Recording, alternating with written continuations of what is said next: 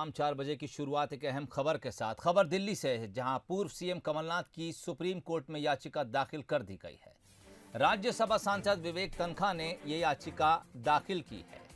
दरअसल याचिका स्टार प्रचारक पद से कमलनाथ को हटाए जाने के मामले को लेकर दाखिल की गई है।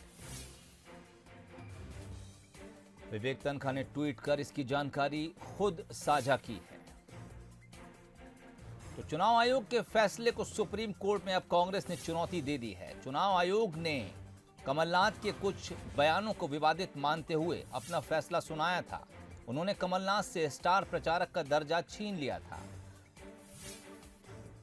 चुनाव आयोग का कहना था कि अब कमलनाथ बतौर स्टार प्रचारक प्रचार नहीं कर सकेंगे। वो जहां पर भी किसी प्रत्याशी के समर्थन में वोट मांगने जाएंगे, उसका खर्चा उस प्रत्याशी के चुनावी खर्च में जोड़ा जाएगा। अमित सोनी इस वक्त हमारे साथ फोन लाइन पर जुड़ गए हैं।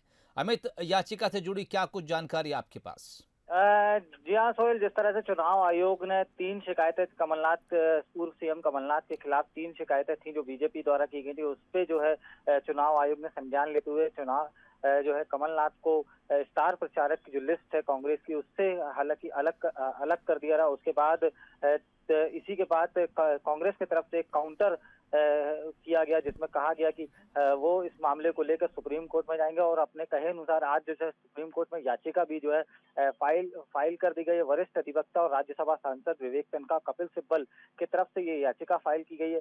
इसमें दलील दी गई है कि चुनाव आयोग के पास ये अधिकार, ये पावर नहीं है कि वो किसी भी पार्टी के स्टार प्रचारक या स्टार कैंपेनर को इसी तरह से अलग कर सके। हालांकि चुनाव आयोग ने ये भी कहा था कि अगर कमलनाथ इसके बाद भी किसी